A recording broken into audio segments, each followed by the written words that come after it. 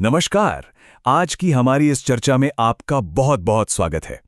आज हम ओशो के एक बेहद गहरे लेकिन एकदम हमारी रोजमर्रा की जिंदगी से जुड़े एक विचार पर बात करने वाले हैं, the presence of mind and the river of now. सच कहूं तो ये सिर्फ एक नाम नहीं है, बल्कि एक गहरी मनोवैज्ञानिक स्थिति की ओर इशारा करता है। हम अक्सर मान लेते हैं कि हम जीवन जी रहे हैं, लेकिन क्या सच में ऐसा है? इस पूरी चर्चा के दौरान हम सब मिलकर इसी रहस्य को सुलझाने की कोशिश करेंगे। सोचिए, क्या हम सचमुच वहीं होते हैं जहां हमारा शरीर होता है? मतलब बाहर से देखने पर तो लगता है कि कोई कमरे में बैठा है, अपना काम कर रहा है या बस यूं ही किसी नदी किनारे खड़ा है। शरीर तो पक्का वहीं मौजूद है, लेकिन वो जो हमारा मन है, हमारी चेतना है, क्या वो भी सच में उसी जगह पर है? ये जो मन के भटकने की आदत है ना, ये हम सबकी कहानी है, और इसे आज हम एक बहुत ही खूबसूरत दृष्टांत के जरिए समझेंगे। तो चलिए इस बात को एक बहुत ही दिलचस्प कहानी से शुरू करते हैं। एक अनिच्छुक यात्री और एक नाव की सवारी की कहानी। हुआ यूं कि ओशो अपने एक मित्र को नाव की सैर पर ले गए। वो मित्र एक बड़े कवि थे, दुनिया भर की यात्राएं कर चुके थे। ओशो ने पास की एक छोटी सी नदी और कुछ पहाड़ियां दिखाने ले जाना चाहते थे, लेकिन मित्र का रिएक्शन क्या था? उन्होंने कहा, अरे वहां क्या होगा, मैं तो बहुत सी झीलें, बहुत सुंदर पहाड़ और बड़े बड़े झरने देख चुका हूं। ये सुनकर आपको भी लगा होगा ना कि हम भी तो अक्सर ऐसा ही करते हैं। जब हम कुछ बहुत बड़ा या मशहूर देख लेते हैं तो हमारे लिए आम और साधारण चीजों की कोई खास अहमियत नहीं रह जाती। अब देखिए, यहाँ पर दो बिल्कुल अलग नजरिए सामने आते हैं। एक तरफ वो कवि मित्र हैं जो लगातार जगहों की तुलना कर रहे हैं और सिर्फ भव्यता की तलाश में हैं, और दूसरी तरफ ओशो का नजरिया है। उनका मानना था कि हर चीज की अपनी एक अलग ही सुंदरता होती है। आप किसी एक सुंदरता की तुलना किसी दूसरी सुंदरता से कर ही नहीं सकते, क्योंकि इस दुनिया में हर चीज अपने आप में अनूठी है। जमीन पर पड़ा एक छोटा सा कंकड़ भी बेजोड़ है, वैसा दूसरा कंकड़ आपको पूरी दुनिया छान मारने पर भी नहीं मिलेगा। एक छोटा सा फूल भी पूरी तरह से अनोखा होता है। ओशो मानते थे कि तुलना करना असल में सुंदरता का अपमान है, और बस इसी सोच के साथ उन्होंने अपने मित्र को नाव पर चलने के लिए मना लिया।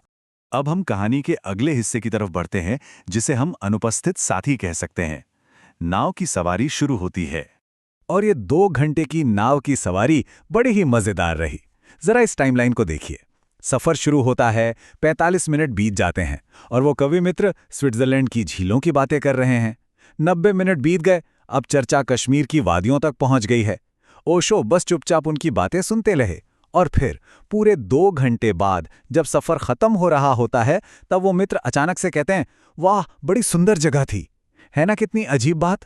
जो इंसान पूरे 2 घंटे तक स्विट्जरलैंड और कश्मीर के ख्यालों में ही खोया रहा, वो एकदम से कह रहा है कि ये वर्तमान जगह बहुत सुंदर है। और ठीक यहीं पर कहानी में सबसे बड़ा मोड़ आता है। ओशो ने तुरंत अपने मित्र के मुंह पर हाथ रख दिया और कहा, मत कहें, क्योंकि वहां मैं अकेला ही गया था। आप वहां नहीं गए, आप वहां थे ही नहीं। जरा सोचिए उस मित्र को कैसा लगा होगा। वो तो यही सोच रहा था कि मैं 2 घंटे से आपके साथ ही तो घूम रहा हूं, लेकिन हकीकत कुछ और ही थी। इस बात को थोड़ा और गहराई से समझते हैं। शारीरिक और मानसिक स्थिति के बीच का ये जो अलगाव है ना, इसे समझना बहुत जरूरी है। शरीर तो वहीं उन स्थानीय पहाड़ियों और नदी के पास था, लेकिन मन तो स्विट्जरलैंड और कश्मीर के चक्कर काट रहा था। ओशो ने अपने मित्र को बिल्कुल साफ शब्दों में समझाया कि भाई, आप शरीर से तो मेरे साथ दिखाई पड़ रहे थे, लेकिन आपका चित्त तो विदेशी झीलों में गोते लगा रहा था। जो नज़ारा ठीक सामने था वो तो आपको दिखाई नहीं पड़ रहा था, आप वहां मौजूद ही नहीं थे।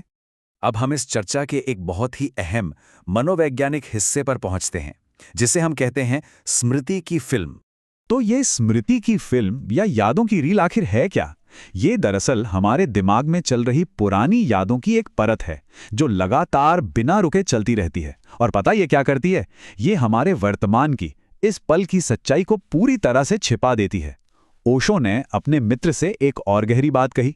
उन्होंने कहा कि अब मुझे ये भी समझ आ गया है कि जब आप स्विट्जरलैंड की झीलों के पास रहे होंगे ना, तब भी आपका मन कहीं और ही रहा होगा, क्योंकि मन की तो यही आदत है, जो सामने है उसे अनदेखा करना और यादों की फिल्म चलाते रहना। ये यादें एक पर्दे की तरह काम करती हैं और जो हमारे सामने मौजूद है उसे पूरी तरह ढक लेती हैं। और सच कहूं तो ये सिर्फ उस कवि मित्र की समस्या नहीं है, ये हम सबके मन की एक पक्की सार्वभौमिक आदत है। जहां हमारा शरीर होता है वहां मन नहीं होता, और जहां मन होता है वहां शरीर नहीं पहुंच सकता। हम सब के सब इस मानसिक टाइम ट्रैवल के शिकार हैं। या तो हम बीते हुए कल की यादों में खोए रहते हैं या फिर आने वाले कल की चिंताओं में उलझे रहते हैं।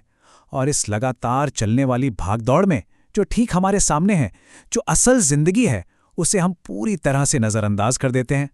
यहीं से बात आती है हमारे इस विश्लेषण के आखिरी और सबसे खास हिस्से पर, कि जीवन हमेशा अब में है।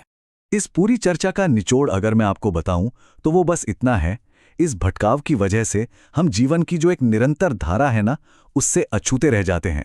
जब हमारा मन ऐसे ही अतीत और भविष्य के बीच पेंडुलम की तरह झूलता रहता है, तो उसका नतीजा क्या होता है? नतीजा ये होता है कि हम असल में जीवन जी ही नहीं पाते। जीवन कोई रुकी हुई चीज नहीं है, ये तो एक बहती हुई नदी की तरह है, एक लगातार बहती धारा।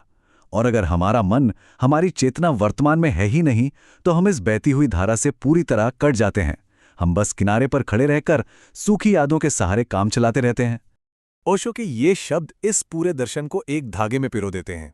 उन्होंने कहा था, जीवन सदा वर्तमान में है, ना तो अतीत में कोई जीवन है और ना भविष्य में कोई जीवन है। और यकीन मानिए, ये कोई मामूली विचार नहीं है, ये एक बहुत गहरी जागृति है।